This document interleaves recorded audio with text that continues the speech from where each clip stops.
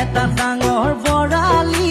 গোটেই গাঁৱত বিলাই দিম ৰঙা ফটকা ফুটাই দিম ঐ গোটেই গাঁৱত কাগজ কাগজ কৰি দিম বোলো গোটেই গাঁৱত কাগজ কাগজ কৰি দিম যিদিনাখন ভৰি ঐ তোকে বিয়া কৰাই নিম তোকে বিয়া কৰাই নিম